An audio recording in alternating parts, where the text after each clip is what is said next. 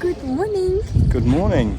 And where are we today, Dilafruz? We are in Amir Temur Mausoleum complex. Mausoleum complex, Gur-e-Amir. In Samarkand.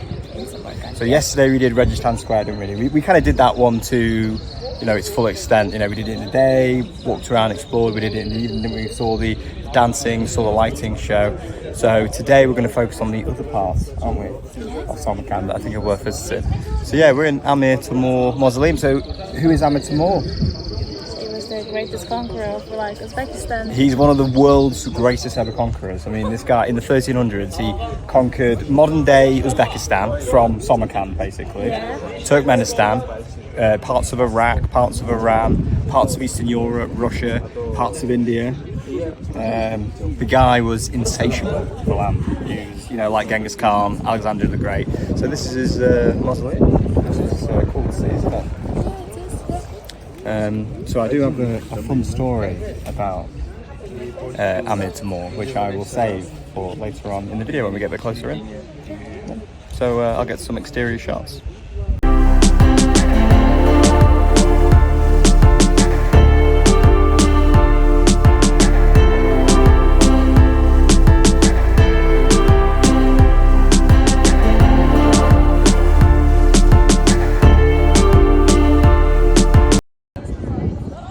So this is the exterior here, and it's literally for Amir Temur, isn't it? And we think maybe his family. We don't know for certain yet. We're going to go in and have a look. But I mean, you can see such an elaborate building just for one guy's tomb.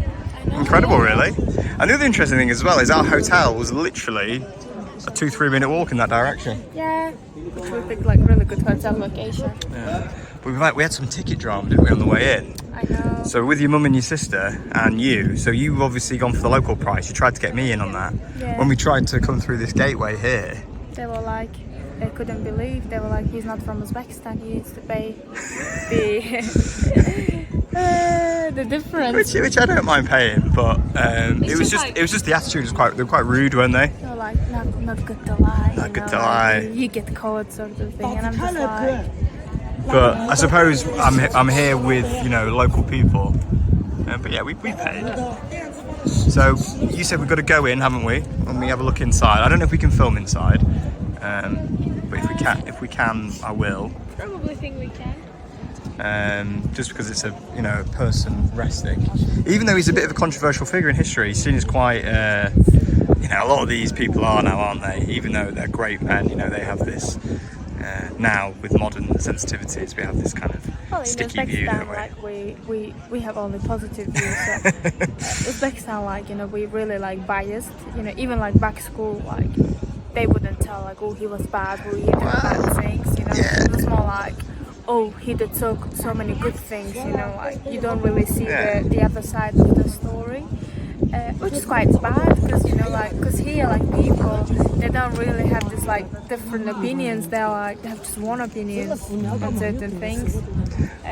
So yeah, if you see here's lots of statues, people are like, oh my god, Amir Temur. Yeah.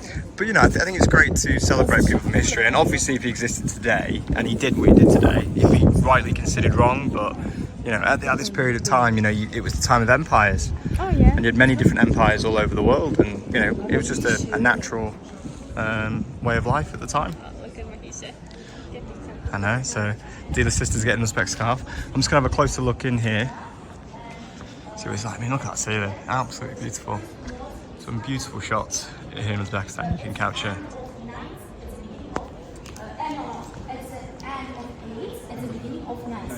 This is just a view here of his empire. There, but it is reconstructed. Yeah. Because our first president is buried there. Okay. Yeah, after that moment, after that. So we're just about to go into the mausoleum, aren't we? Yeah. And because it's was it a place of death, Manisha? Yes. You have to cover your head if you're a lady. So yeah, here we go. Very beautiful. So we've just been in the first room, haven't we, which is here, and it's his family, we think, don't we? Didn't want to film because it was sort of a place of respect, wasn't it? Yeah. Just that people there. Yeah. Just through there.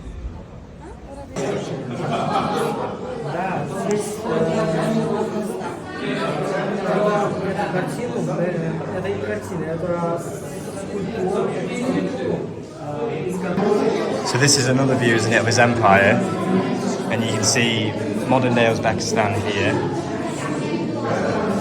You can see as far as Russia up there. Yeah, India down here. We've got Iraq there. Parts of Turkey.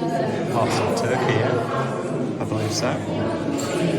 So yeah, really impressive amount of land captured. Turkmenistan as well. So we're in the main mausoleum chamber now, and it's absolutely stunning. Looks like it's just completely filled with gold. Yeah, beautiful room, isn't it? Similar to the, you know, the third madrasa we went to yesterday. Tilework.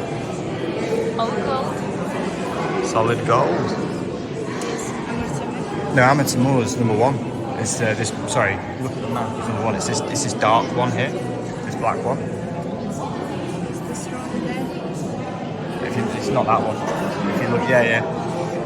So if you look here, look. Number one is Amir Temur. Yeah, that one's Ulugh Beg. You know, the astronomer. Yeah. So yeah, this dark one here is Amir Temur, and then that one there is Ulugh Beg, who was the astronomer from the first madrasa that we went into yesterday at Registran Square. So after going in the mausoleum, it's legend time. Legend time, yeah. So apparently what happened was, in 1941, June 1941, the Soviet archaeologist Gerasimov excavated Amir Temur's kind of mausoleum here, excavated his tomb, and then on the tomb it said something like, "Whoever, you know, shall release me from my tomb will unleash a worse conqueror than I." Yeah. 2 days later, Germany invade Russia. Right, and obviously the devastation that they caused, the Russians, as they marched trying to get to Moscow. They get as far as Stalingrad. Obviously, it's a really awful situation for the Germans. They're kind of being penned in by the Russians for months. And then, interestingly, in November 1942, they actually kind of put Amir Temur back into, his tomb. They seal it. They bury it according to the Islamic rituals. Yeah. And then the tide of the battle actually turns in favour for the Russians from this point onwards. Yeah. So it's kind of, it's a bit of a myth, isn't it? It's a bit of a legend, but it's quite cool how those dates kind of, align. Like this, like, coincidence. It's a good story. Yeah. Coincidence or myth, legend, whatever you want to believe. It's an interesting story, isn't it? Yeah, it's really interesting. I mean, did you find the interiors like beautiful? Like how really like grand, beautiful. Like you can tell that someone, really important. I guess like the most important like people of Uzbekistan buried like in one place. Yeah, that Ulugh Beg, and definitely Amir Temur. I'm sure there's more, but those are the two names that I recognised. Amir Temur as well. What's interesting about him is he was literally like he wasn't a Khan. He was. He was a member of kind of like the upper classes in Samarkand, but he wasn't. He took kind of everything that he had. Yeah. It wasn't like the son of Genghis Khan or even the grandson. He really fought for this. Empire. Yeah, like Napoleon. Yeah, Napoleon. And that makes it more impressive in a way. I mean, obviously it's destructive. There's a lot of human cost, but at the same time, you do have to kind of admire the greatness of someone who could do that. Yeah. Albeit, that you feel sorry for the pain that he's obviously inflicted on people. But yeah, interesting. Should we continue through the mausoleum complex? Yeah. So this here is the backside of the mausoleum area, and down there is actually into a crypt. As you can see through this door here, you can't go through there, that's locked. Yeah, it's beautiful from the backside as well, and the plus side is you've got it to yourself, no one else is here. Yeah. Really pretty. So we're done and dusted, aren't we, with Amir Temur Mausoleum. We got some artifacts, haven't we, from our expedition. So what we get? So we get a cup. Got 2 cups. Yeah. Uzbek cups. They're like a teacup and saucer, aren't they? Yeah, Very teacup and saucer. So. Uzbek style. And then we got these whistles, didn't we? That change if you put water in them. And Uzbek whistles. They're sold everywhere, so we thought, you know, we'll get them. Mom actually bought this, isn't she? Very generous of Mom. So where are we off to next, Stila Fruze? So we're going to Bibi-Khanym Mosque. Bibi-Khanym Mosque. So do you know anything about this mosque? Oh, it's beautiful. We'll do the research in the taxi. Yes, we will. Yeah. So Dila got her scarf already. All ready to go for this mosque? Yeah, ready to go for mosque here. Yeah. Over and out. So we're just coming up to the Bibi-Khanym. Yeah, Bibi-Khanym. Bibi-Khanym Mosque now. And yeah, it's really beautiful. I mean, this is like the outside walls. Wow, I mean, it's really impressive, massive. Yeah, there's an interesting story to go with this one as well. Yes. I'll tell you about that in a moment. But yeah, I mean, it feels like we're entering into, you know, Princess Jasmine's kind of quarters, doesn't it? You know, in the film Aladdin, it's like this.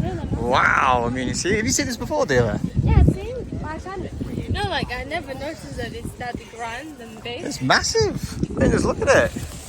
I don't know how tall it is, but I mean, I'm really interested to know. It must be at least 30 meters. You know, kind of 10 stories, I think, high. Yeah, it's absolutely stunning. So yeah, the story behind this one is Amir Temur was off in India, probably doing some conquesting, knowing him, and his wife Bibi-Khanym, while he was away, was like, right, I'll surprise him. You know, not with, you know, as like a normal surprise. She'd surprise him with this, you know, like a massive mosque basically. So I mean, it can hold up to 10,000 people. But there is an interesting story behind him returning from the trip. So while he was away, she got an architect to build it for her, naturally, because she couldn't do it. And the architect, she wanted it to be finished on time when he returned. But the architect was like, no, I'm not finishing it on time. I've fallen in love with you. What I want, actually, is a kiss. So I'll finish it on time. So he was kind of holding it to ransom. So apparently she tried to offer him some slaves first. Yeah. He declined. He said, you know, water and wine, because she basically gave him some eggs. They were all painted different colours and said, look, you know, they're all painted different colours, but they'll taste the same. Yeah. This is what he said. Oh God. And then he poured out 2 glasses of wine, and he's like, look, you know, a glass of water, glass of wine. Okay, this glass of water, glass of wine looks the same, but they, you know, one of these will burn my heart, meaning the wine. So what he means is, you know, even though these, you know, women look the same, according to this legend, they actually are different. So she did relent, kissed him on the cheek, and when Amir Temur came back from his trip, the guy was executed, apparently. So what do you think about that? I don't know, like how would he find out? Like, No, it left a mark on her cheek. So he saw this mark. It was burned. This kiss mark was burned into her cheek. It's a legend. We don't know if it's actually true or not. Probably someone saw it. Dealer's not buying this. Yeah, maybe someone saw it. Apparently, it left a burn mark. Maybe like they just wanted to explain her beauty in this way. Maybe. Probably. Maybe. Yeah. So now, apparently, this is why women wear headscarves now. Apparently, in Samarkand as well. It's part of the myth. But the other thing as well is the architect. He did a bit of a shoddy job, because only a few years after it was finished and Amir Temur actually died, it started to crumble away basically, and it wasn't able to be really then restored for hundreds of years afterwards. Yeah. And apparently the Soviets restored parts of it in the 70s. And the first president of Uzbekistan as well apparently restored part of it. So I don't know which parts fell down, which parts remain. It's but like the mosaic part, you know. The mosaic at the top. So we'll quickly show that now. So yeah, this mosaic here is crumbling away, which is a shame because you can see how beautiful it would have been. But this exterior, I mean, it's really impressive, isn't it? For, you know, to go in. It's really nice. So yeah, we'll get some photos and videos, won't we, Dealer, for us? Well. So yeah, now walking into the mosque complex area with the lovely Dildora, Mom, and yeah, where's Mokinor? Mokinor? We don't know where they've gone. Through here. So we're now in the main courtyard area, aren't we, of the mosque? Yeah.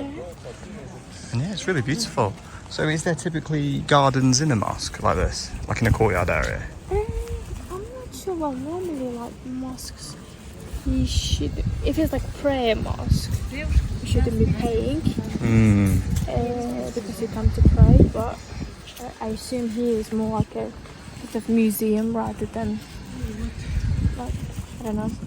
Well, it's a place of kind of significant historical value, isn't it? With the age of the mosque, the size, and the beauty of it. The story as well that goes with the legend, even though it might not be true, I still think holds value. But yeah, we're coming up to kind of like maybe the main mosque building. And again, it's huge. It doesn't look like you can actually go in there. So I think you're right. It's more maybe the tourist attraction as opposed to a working mosque. Yeah, that you can actually pray at. But yeah, it's just beauty in every corner. Yeah, absolutely stunning. Look at the size of that. Again, I think that's even taller. Must be 30-35 meters at least. So his mom was saying like this is the best time to come to Uzbekistan because of the weather. It's not too hot, but it's not too cold as well. The weather's beautiful here. I mean, it's really nice, really pleasant because it's not humid at all, but it's hot. But it's not too hot. It's beautiful, like I say. We were hoping like next time we can go to Bukhara and Hiva. We will. Because we will. Yeah, they have like a lot, like full of stories, and Bukhara is also like one of the oldest like cities in Hiva. Oh, does Mum know I like these stories? But yeah, dude, these stone here, dealer, it's like 600 years old. I mean, that's just amazing, isn't it, to think? 600 years old. What they were capable of doing. In what, you know, a lot of people think was quite a primitive time for humans. So, was it just destroyed, you know, like, or was it never finished? So I think it was kind of like bad kind of architecture in terms of certain aspects, it seems, when you read about it. I think there was an earthquake as well, wasn't there, in 1897 that did destroy a lot of the structure as well. Because in here, as you can see, it is quite damaged. You can see why this isn't used. Probably wouldn't be safe for, you know, humans to kind of hang out in. I think the earthquake did the most of the damage. Yeah, but it's still impressive how, you know, what we see like everything like preserved. Yeah, for sure. Really beautiful spot. Another kind of amazing thing about Uzbekistan, and I've mentioned this on the other videos as well, but you come somewhere like this and there's just no one here hardly. It's so quiet and easy to spend time here, you know, it's not super busy, it's relaxing, isn't it? You know, this was in Thailand or India or China or Japan, other places I've been, just be packed full of people, wouldn't it? But here, yeah, there's just not many people here. Super cheap to get in as well. For you, it was less than £1 to get in, dealer. Yeah. It was £2 for foreigner price. So yeah, we're getting stung today. We're a bit more hot on the foreigner price, aren't they? Yeah, yesterday it was a bit more relaxed. It was. Yeah, you don't mind though, paying £2. It is what it is. Yeah. So we're going to explore inside. I probably won't film much because, out of respect, if it is a kind of a mosque that people are, you know, using. So I'm just going to come in here now. So this is what was through the door. It's another kind of beautifully decorated room. Yeah, we've got the whole place to ourselves at the moment. We did.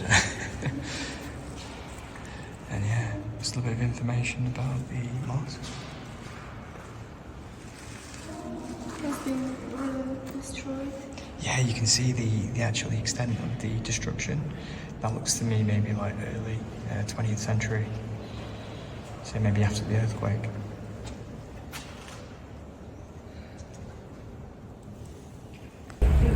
So we've just left the beautiful mosque, haven't we? Yeah. So what was the mosque called, remember? Bibi-Khanym. Bibi-Khanym. Just behind us. Fine. And then now we're going to the president's tomb. I don't know anything about this. Adila's gonna cover. Well, he's the first president of Uzbekistan, he was like ruling Uzbekistan from 1992 until 2016, and then there's a sort of rumor that he passed away on Independence Day, but they didn't like release his like official death. Just because like it would have been weird, like President died on the Independence Day, so it would have been traumatic. So yeah, like I didn't imagine like it will be that sort of. It's quite lavish, isn't it? So yeah, really I'll get a front view of it, and then we'll walk around. Yeah. Looks very beautiful. So yeah, this is the front of the building that Dila was talking about. Kind of this president's tomb. Really nice. So we'll walk up the steps and see what it looks like inside. So yeah, it's entered into the building, and this is the view. Absolutely stunning. Just a little area here, you have to take your shoes off. So yeah, we'll go in. So the tomb of the first president of Uzbekistan, the room we went into was like a mosque, so I didn't want to film, and then there was a tomb. Again, I didn't really want to film. But now we've come to our next site, haven't we, Dila Firuz? Yeah, Shah-i-Zinda. Shah-i-Zinda, and it is a necropolis. So it's like a posh mausoleum, basically. Yeah. And do you know who's buried here? That's supposed to be quite famous. No. Who? In Islam. Well, I don't know much about this person. You might know more than me. It's the Prophet's cousin. Okay. Qasim? Qasim. Yeah. So that's why. So I mean, the Prophet Muhammad I'm talking about, the main prophet in Islam, obviously. So yes, we're going to go and check it out. I'm not sure. I think you said it's just very beautiful, isn't it? Yeah. So we'll probably just get lots of shots of kind of what it looks like, as opposed to more explaining what we're seeing. Okay, we'll go check it out. Let me do it first. Like fountains. But tell me what as a kid you said this was one of your favourites, wasn't it? Let's talk about that. Yeah, when I was a kid, I was like, I saw this really beautiful place, but I hated the stairs, like going up. Oh, is that what we're going to do now? Yeah, well, I mean, as a kid, obviously everything seems like really grand, really like challenging. Probably it's going to be easier now, but if it's going to be challenging, then I was quite an intelligent kid. Yeah. Well, yeah, we'll go up the steps then. Okay, let's go. This is the exterior. Again, really impressive in the similar architectural style of the other places that we've been to as well. Just coming through this entrance here. Dila, Mokino and Mom have gone ahead. There's cash to go pay to get in.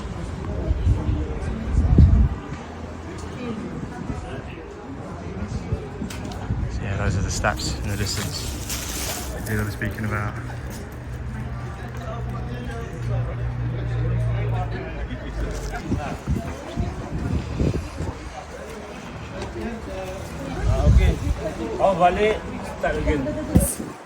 So how are they, as you remember?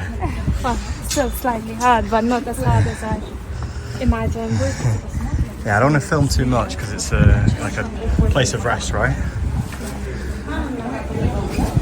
Looks like we're at the top. Oh wow.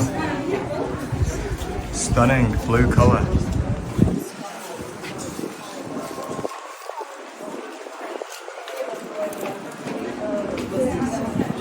This is like the main path that people walk down for the necropolis, and loads of people are filming. There's tours going on, so I don't feel too bad filming. But yeah, it's beautiful, as you can see. These tomb areas here are lined with kind of famous people from Amir Temur's period as the head honcho. So yeah, his generals, the mothers of his generals, that sort of thing. Yeah, some beautiful photo spots, as Mokino is showing us now. And we have our very own Dila Firuz up there. It's been here by Dila Firuz. And it's what it looks like inside one of these tomb areas. Really beautiful. This one was built by Amir Temur Mausoleum in his time. Yeah, beautiful. Oh, is it? Yeah, Dila said all these are girls. Shirin Bika Oko. We don't know who he is, do we? I guess it was Amir Temur's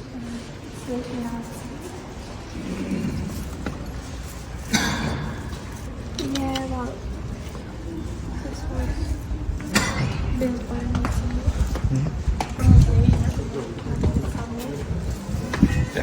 problem.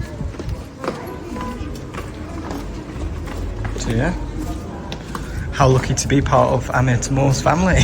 Yeah. Have this beautiful tomb. You go the other side. Let's go and find Mom and Mahisha. Some behind the scenes on how these photo shoots go down on these trips. Absolutely stunning though, look at that. So this is where we've come from, and down here are the next section of tombs and buildings. So, yeah, I mean, there's some pretty important people there, you know. Amir Temur's sister, his wife. So, yeah, and it's absolutely stunning. Loads of people are taking photos.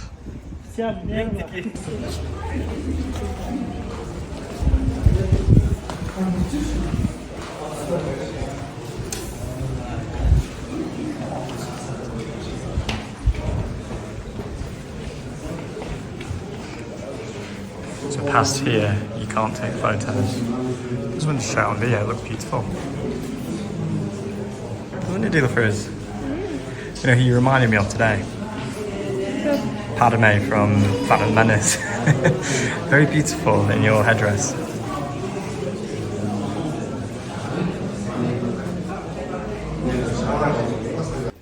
So as always in Uzbekistan, there's a shop in the mausoleum, necropolis area.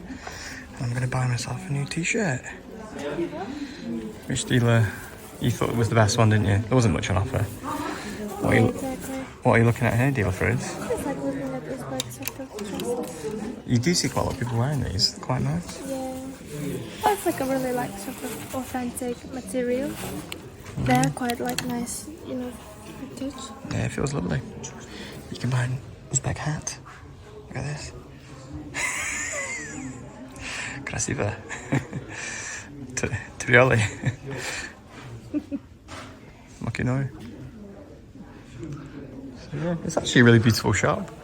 It's a really lovely shop. Yeah, look at this in here. They've done a really nice job with it.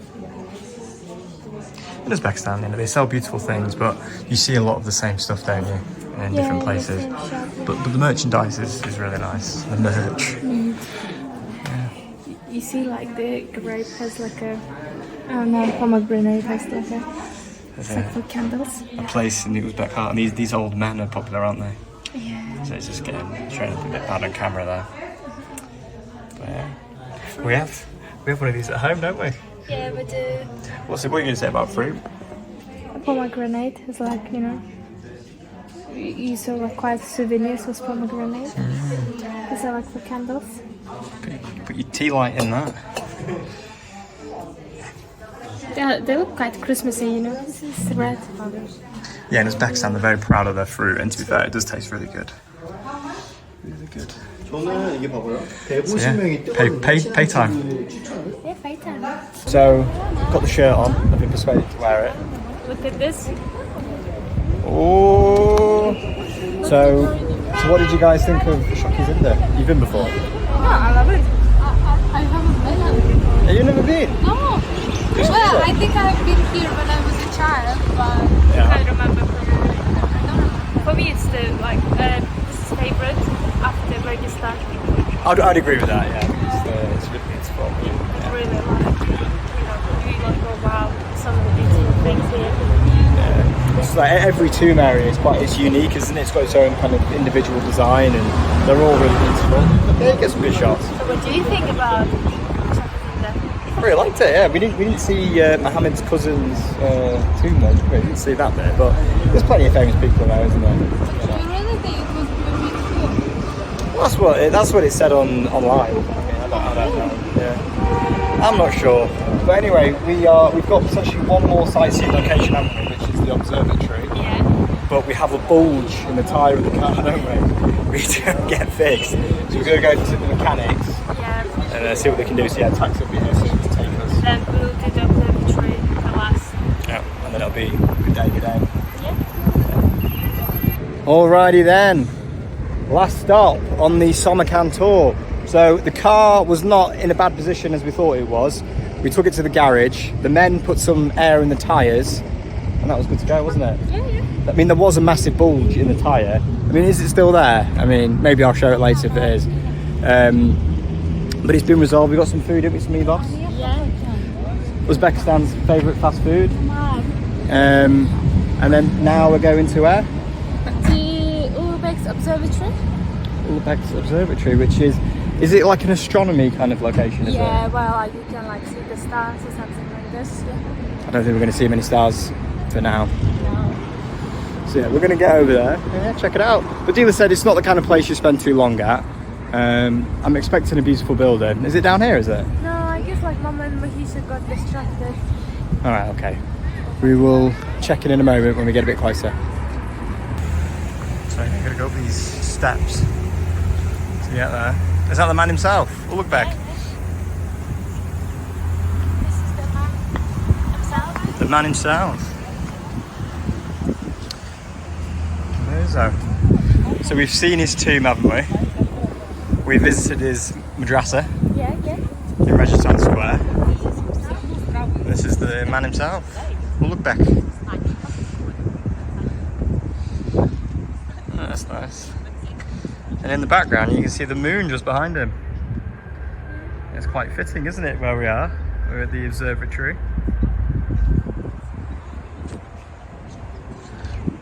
So yeah, he's really pioneering kind of astronomer in Uzbek history. So Mom's getting the tickets, as most places in Uzbekistan. It's very cheap, isn't it? But it's a foreigner price. So I think the foreigner price is about £2. Uzbeks about 70p, something like this. Looks like we've got two areas. We've got this area here you can go down into by the looks of things. And then this beautiful building here. We'll see what's inside.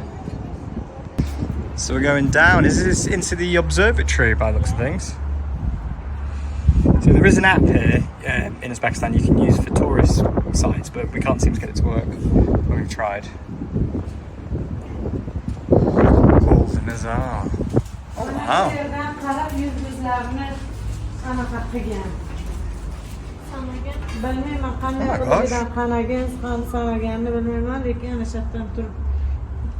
So you used to like look at the stars from here. How does it work? I'm not sure. I guess like probably obviously this never existed. So you go down, but how would you look?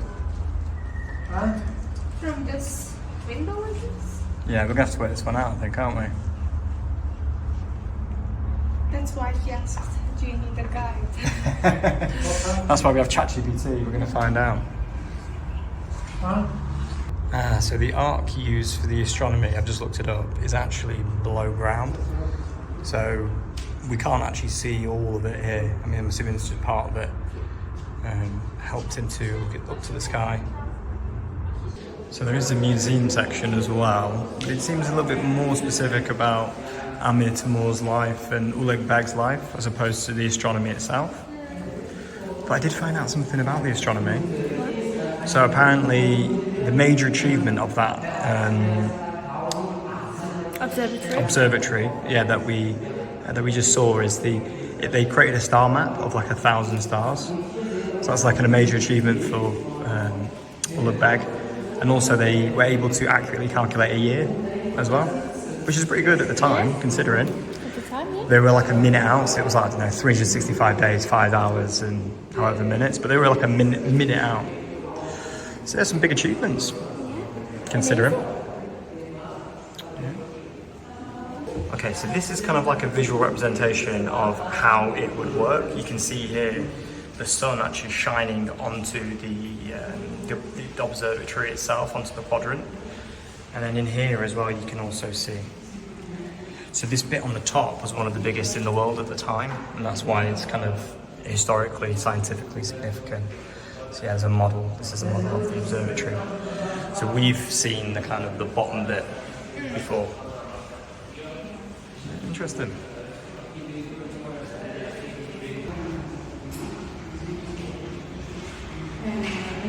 This is the other side of the museum. This side is definitely more devoted to the astronomy and kind of space work done by Ulugh Beg, you know, observing things about planet Earth. which is cool, isn't it? Certificate given by Yeah, naming a planet, Samarkand. It's just showing here the kind of the influence of Ulugh Beg on modern astronomy and astrophysics, and kind of the relevance that it holds in today's world. So we finished our Ulugh Beg's observatory. We've learned many things. It seems like his biggest contribution, I think, to the world was the formalization of like a school about like astronomy. Like organising like-minded people together in like a structure in a formal way to actually try and learn things about the world. Which I think is impressive, isn't it? It's cool. So we've done our day of sightseeing. We're on the way back to Tashkent now, aren't we? We've got a 4-hour drive ahead. Yeah. Mom's taking the wheel. She's taking the wheel. So to be fair, the Ulugh Beg Observatory is the quickest one in terms of like. Yeah, it was in and really out, small, wasn't it? yeah. But I think it's worth seeing. But one theme of today has been the colour blue. You can see it behind us now. Yeah. We did find out why everything is blue in Samarkand. Can you remember? Do you want to say why it was? There are 2 reasons. Go on. First reason, this is the color of sky and heaven. Yeah. Second reason, it was the expensive color, so the color of the royal family. So yeah, that's why there are lots of blue color around, and that's why like all this handmade, cups and saucers, they're like all like blue. Everyone wants to be king. Yeah. Oh, I just can't wait to be king. Yeah. When we're gonna be back in the UK, We're going to be back in the UK in just a few days. we're gonna have this lovely coffee from Uzbek cups. Oh, I thought you asked me when we were back in the UK. Yes, we will. Some lovely, even though I drink coffee, my mum and dad will be excited to drink these cups. So yeah. These posh cups. So yeah, now we're gonna be on the way. On the road. We might stop off for some foodie. Really? We might, because I guess Mom is slightly hungry. Yeah, she wasn't. I don't think she really wanted the EVOS, did she? No. She wasn't in the mood for this Uzbek takeaway. She wanted real Uzbek food. Real Uzbek food. Real but Uzbek food. It was like 3 against 1. And we won. We won. Alrighty, well, yeah. Lovely day in Samarkand. So yeah, see you hopefully next year in Samarkand. See ya.